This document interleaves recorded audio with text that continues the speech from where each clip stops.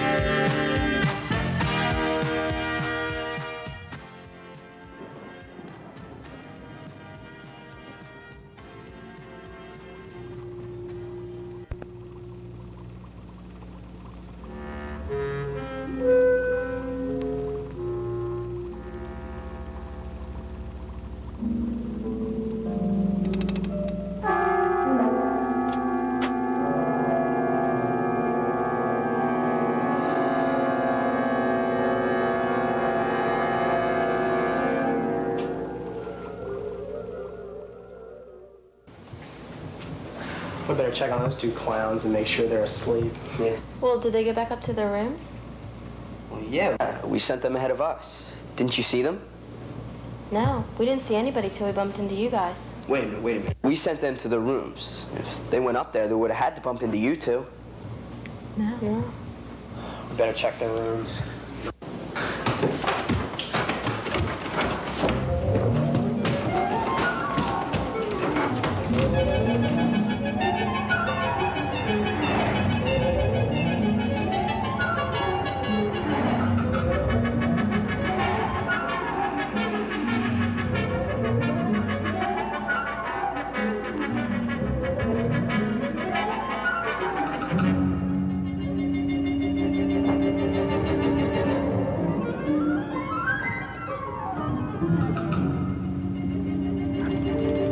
Tighter. A lot tighter.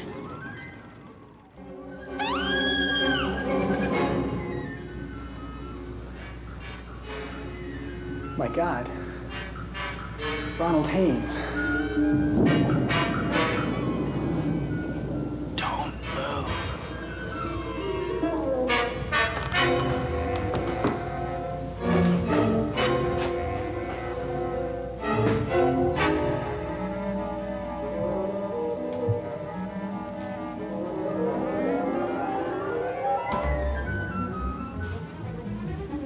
Let me guess. You're hungry again.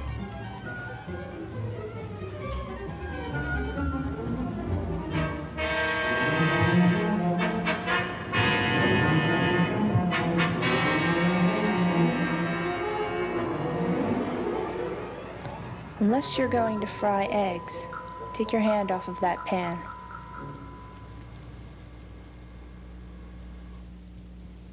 We're going to take a walk. The four of us. And I don't want any trouble. This is real, and I'll use it if I have to.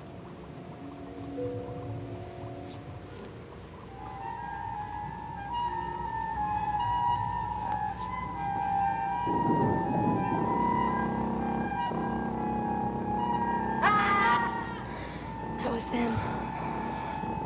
That was my brother. Yes, it probably was.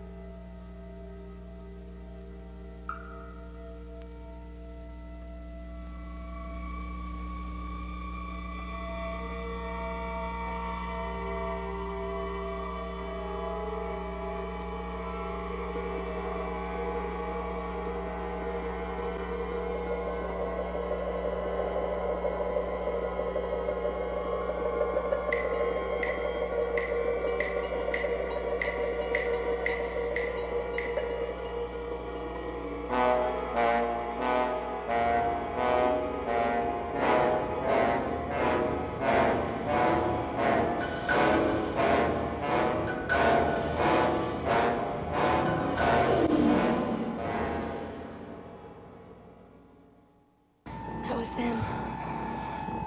That was my brother. Yes, it probably was. He's all right.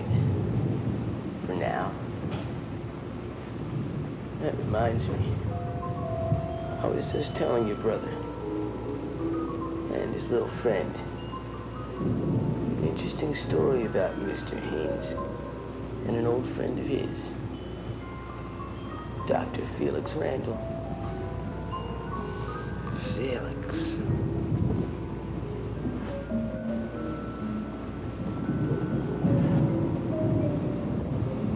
Dr. Randall.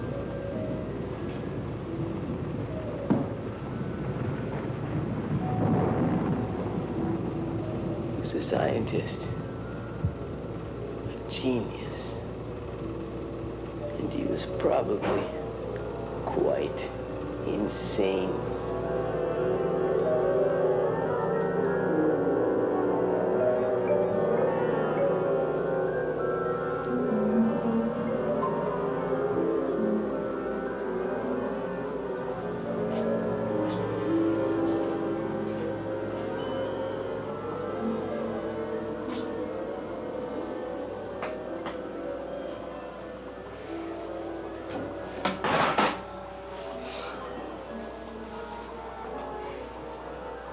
Well, Felix, I thought you said you could solve it.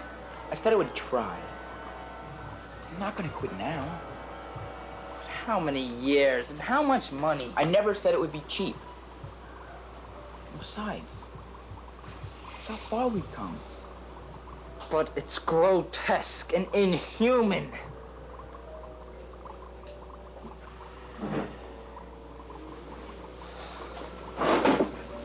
You know, Ronald, I often had that thought myself. In fact, ever since the day I started this project. But I'm not going to give up.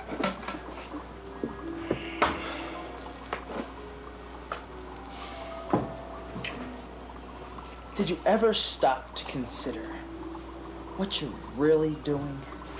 What I'm doing? What we are doing?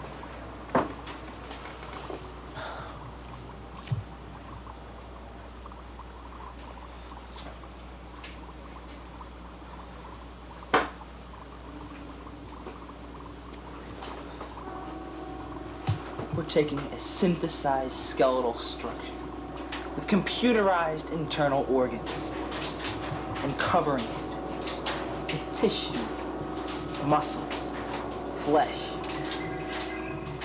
It comes from... I can't stand to think about it. You don't want to think about it. Ronald, don't you understand? Part of that creation is you. Part of the new birth is Ronald Haynes. I know that. But how much of it comes from God knows where? That is a problem. For whatever reason, those human organs need constant replacement. But I'll solve the problem. And you, my friend, you shall be immortal.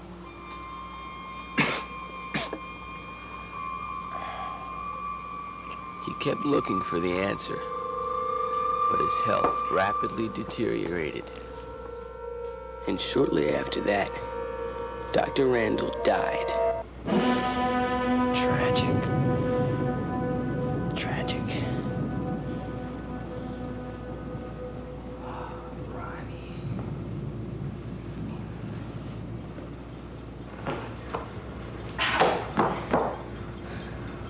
It's far enough. Are you guys all right? Yeah, but he's not. Shut your mouth. Look, I was just... Shut up.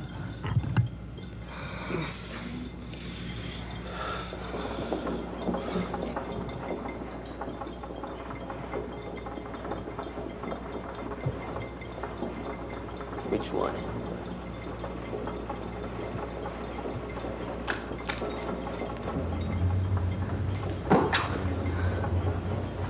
Kurt, don't let him take me, Kurt! Where are you taking my brother? Just shut up. Kurt! Yo, man.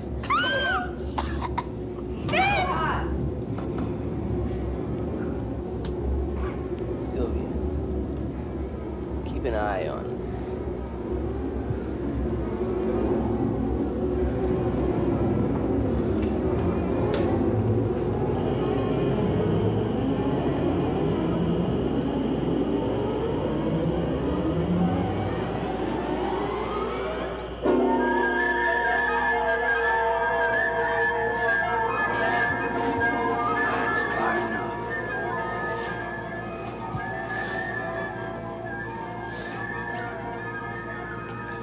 Untie his hands, Ronnie.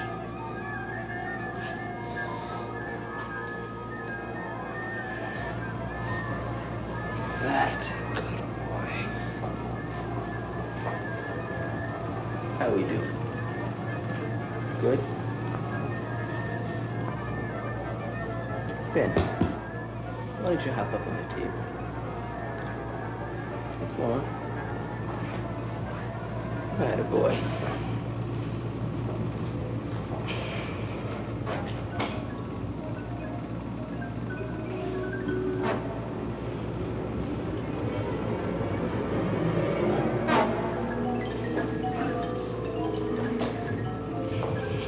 Ben.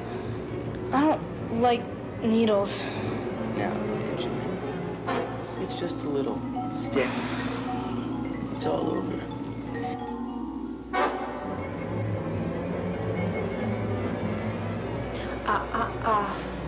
But he's bleeding. He might be dying. He'll be all right. It's just a bump. Can we get something for his head? No. All right, quiet. Not a word. Not a sound. First person who makes a sound. What did I say? He needs help. Okay? Oh, man, room's spinning. What's that? Somebody's at the door. Keep quiet.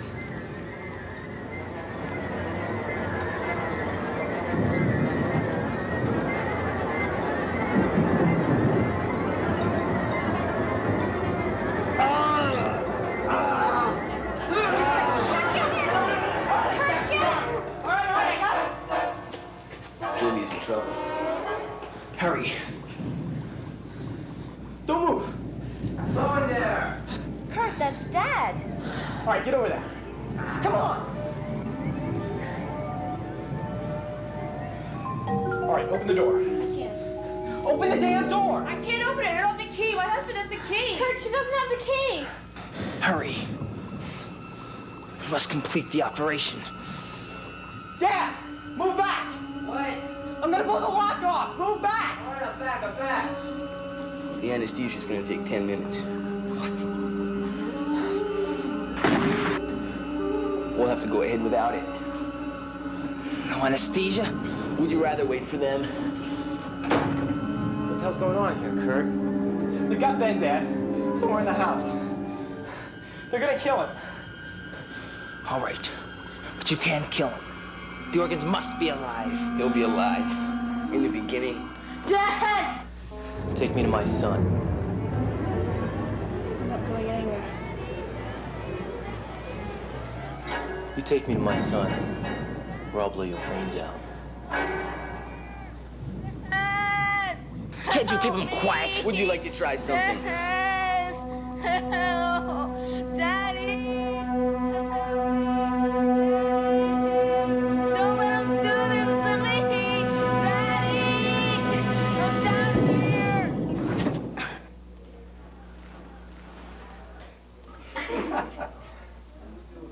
What's the matter, Ben?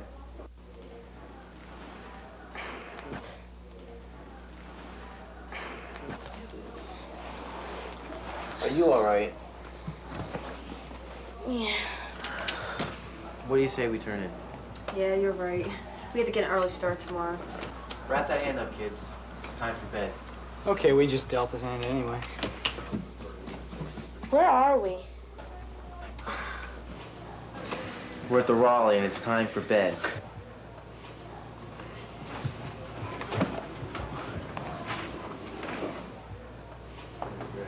And so we have Having a good time?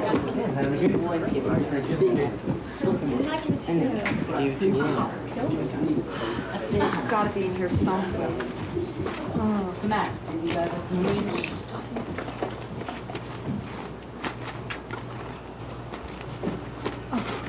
Oh, here it is. Bedtime, sir. Let me straighten this stuff out.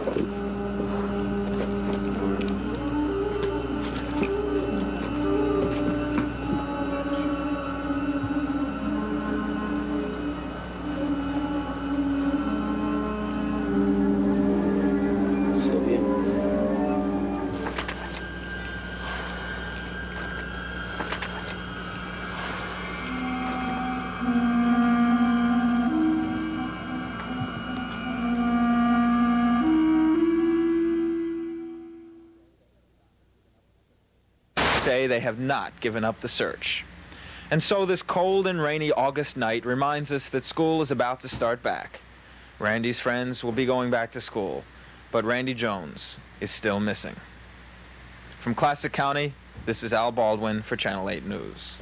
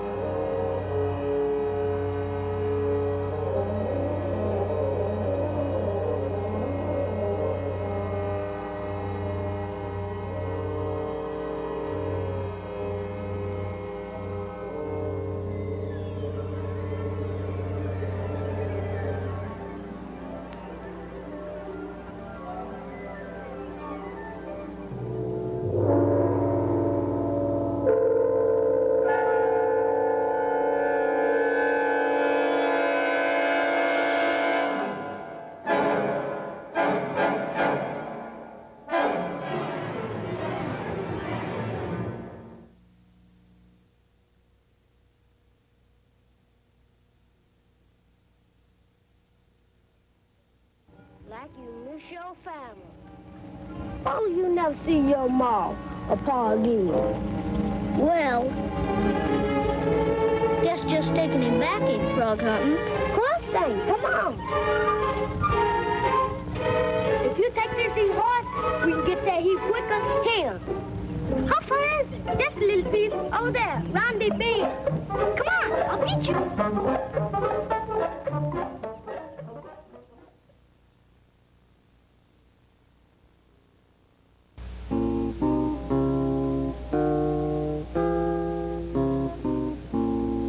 Bobby Driscoll's career was launched in 1943 while getting a haircut.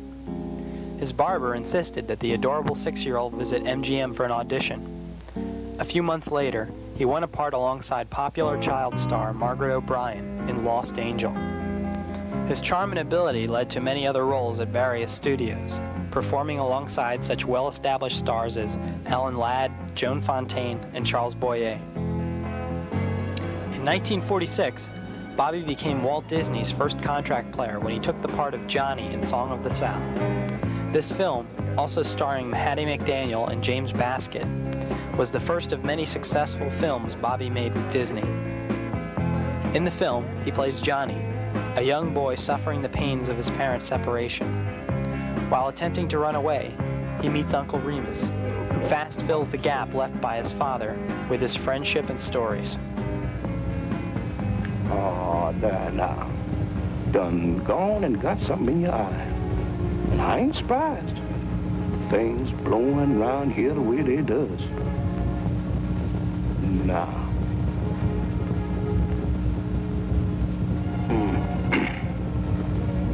Appears to me like you's figuring on going someplace. I am. And nobody's gonna stop me. Well, now. That don't bang my time. You know, I was just figuring on doing something like that myself. How'd you like old Uncle Remus to go along with you?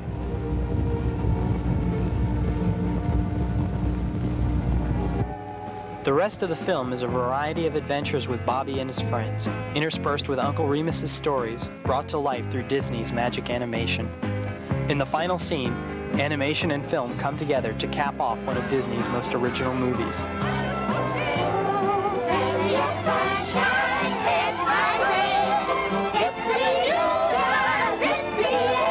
Mr. Bluebird's on my shoulder. It's really true, it's action. Everything is satisfaction. If later dawn, it's the end. Oh, what a wonderful day. What a wonderful day. Walt Disney himself was charmed with the young actor, and Driscoll made 4 other films for Disney. One of these, So Dear to My Heart, in conjunction with C&C Films' The Window, won Driscoll an Oscar in 1949 for Outstanding Juvenile Actor of the Year. Most critics believed it was Driscoll's work in The Window, not the Disney film, that garnered him his Oscar. In The Window, directed by Ted Tetzlaff, Bobby stars as Tommy, with Barbara Hale as his mother and Art Kennedy as his father. A classic Boy Who Cried Wolf thriller, The Window is the story of a young boy, fond of telling tall tales, who witnesses a murder.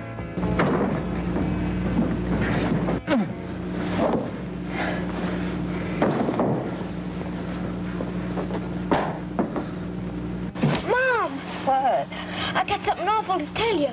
What is it? I just saw a murder. A murder? Where? Upstairs, the Kellersons, they just stabbed a man. Oh, for goodness sakes. Honest, Mom. Waking me up in the middle of the night like this. But, Mom, I saw the whole If you don't stop it, I'm going to have to take a hairbrush to you. Please, Mom. Tommy. Well, with all the stories you tell, it's no wonder you have nightmares. Nightmares? Yes, nightmares. You've had a bad dream. You're soaking wet. Now go on and go back to bed.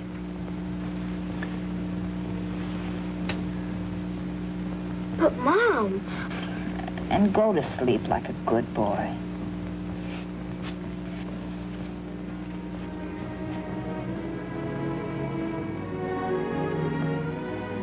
At the end of the film, the killers, played by Paul Stewart and Ruth Roman, chase Bobby through the dark streets and buildings of New York's Lower East Side.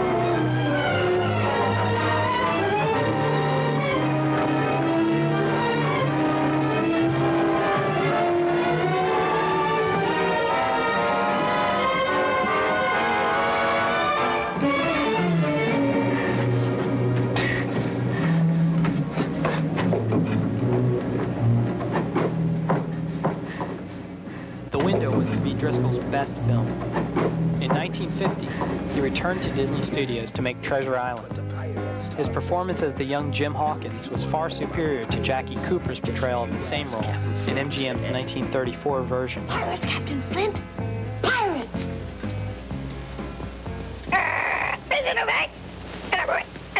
You're a smart one, Jim. Smart as Pete you are.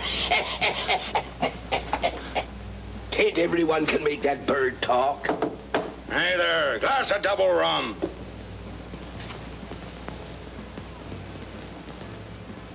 Black Dog! Stop him! Stop him! 3 years later, Disney called on Driscoll's talents for the last time. His performance was to be rotoscoped for Peter Pan, and Bobby was to lend his voice to the title character as well. Captain off! Heave those halyards! But Peter... Oh, that is Captain Pat. At your service, madam. Could you tell me, sir, where we're sailing? To London, madam. Oh, Peter. Michael! John! We're going home! As the cute child star became an adolescent, Driscoll was in little demand. In 1956, he was arrested on a felony narcotics charge. 2 years later, in 1958, he made his final screen performance alongside Francis Farmer in a B programmer, The Party Crashers. After his failed comeback attempt, Bobby's life became troubled. He was booked on a number of drug and felony charges. After his release from prison, he dropped out of sight, eventually winding up in New York on the Lower East Side, the setting of his best film. On March 30th, 1968, 2 children discovered his body in an abandoned tenement. No ID was found. He was buried in an unmarked grave. Months later, a detective agency, hired by Disney at the request of Driscoll's mother, found and identified him. In 1972, upon the re-release of Song of the South, Driscoll's mother was asked about her feelings. She replied, "It will be painful to see him on the screen, but it will be nice all the same. He was such a fine boy. Please tell people that no woman ever had a finer, more generous son."